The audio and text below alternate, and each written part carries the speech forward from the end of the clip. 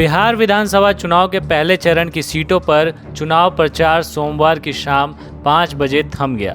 बिहार में पहले चरण में 16 जिलों की 71 सीटों पर बुधवार को वोट डाले जाएंगे। इन 71 सीटों पर 1066 उम्मीदवार मैदान में हैं, जिनमें 114 महिलाएं भी अपनी किस्मत आजमा रही हैं। पहले चरण की 54 सीटों पर एनडीए और महागठबंधन के बीच सीधा और बाकी 17 सीटों पर त्रिकोणीय मुकाबला होने की पूरी संभावना दिख रही है। पहले चरण की सियासी लड़ाई बिहार के भावी कप्तानी को तय करेगी। पहला चरण कई सारे बातों को तय करेगा। एक ओर जहां महागठबंधन उम्मीद की टकटकी लगाए बैठा हुआ है, तो एनडीए को अपनी साख की चिंता है। माना जा रहा है कि इस चरण में जिस पार्टी की नाव पार लग जाएगी, उसके लिए आगे की लड़ाई आसान हो जाएगी। बिहार चुनाव के पहले चरण की 71 सीटों में से तेजस्वी यादव के नेतृत्व वाली महागठबंधन की ओर से आरजेडी 42 पर चुनाव लड़ रही है, जबकि सहयोगी कांग्रेस 21 सीटों पर, सीपीआई माले 8 सीटों पर अपने उम्मीदवार मैदान में उतार रही है।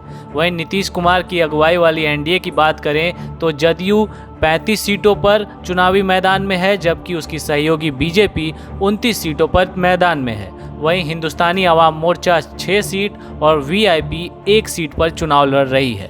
पहले चरण में उपेंद्र कुशवाहा की पार्टी आरएलएसपी की बात करें तो वो 43 सीटों पर मैदान में उतरेगी। वहीं उसकी सहयोगी बसपा 27 सीटों पर बिहार में किस्मत आजमाने जा रही है।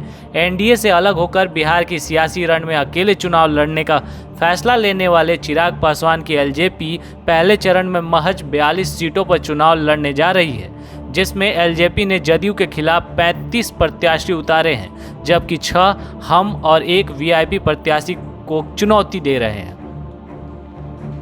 बिहार के पहले चरण की 71 सीटों के 2015 के विधानसभा चुनाव के नतीजे और वोट फीसद के लिहाज से देखें तो मौजूदा एनडीए और महागठबंधन के बीच करीब 11% वोटों का अंतर दिखता है।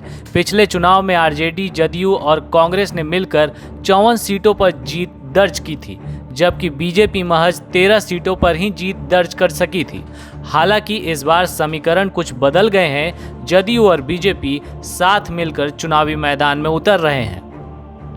पहले दौर का मतदान जिन विधानसभा क्षेत्रों में होने जा रहा है, वहां अगर मौजूदा एनडीए के 2015 के वोट फीसद को देखें तो बीजेपी 20.88% वोटों के साथ 13 सीटें जीती थी, जबकि जदयू 15.65% के साथ 18 सीटें और हम 4.38% वोट के साथ 1 सीट जीतने में कामयाब रही थी। इस तरह से एनडीए का कुल वोट फीसद 40.91% होता है और सीटों की संख्या 32 हो जाती है। वहीं अगर मौजूदा महागठबंधन के वोट फीसद को देखें तो आरजेडी को 18.12% के साथ 27 सीटें, कांग्रेस को 7.09% के साथ 9 सीटें, सीपीआई को 1.26%, सीपीएम को 0.21% और सीपीआई माले को 2.75% वोट के साथ 1 सीट मिली थी, जिन्हें मिलाकर कुल 29.4% वोट होता है और सीटों की संख्या 37 हो जाती है।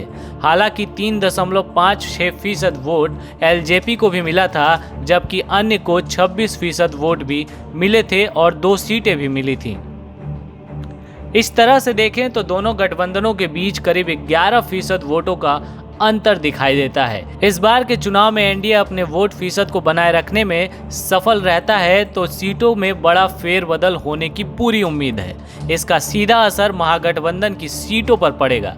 वहीं तेजस्वी यादव अगर वोट के अंतर के गैप को खत्म करने में सफल रहते हैं तो निश्चित तौर पर वो अपने दुर्ग को बचाए रखने में कामयाब हो जाएंगे। हालांकि जिस तरीके से एलजेपी ने जदयू के खिलाफ अपने प्रत्याशी उतारे हैं, उससे करीब 35 सीटों पर चुनाव काफी दिलचस्प लग रहा है और इन 35 सीटों में से 17 सीटें ऐसी हैं जिन पर मुकाबला त्रिकोणीय बन गया है।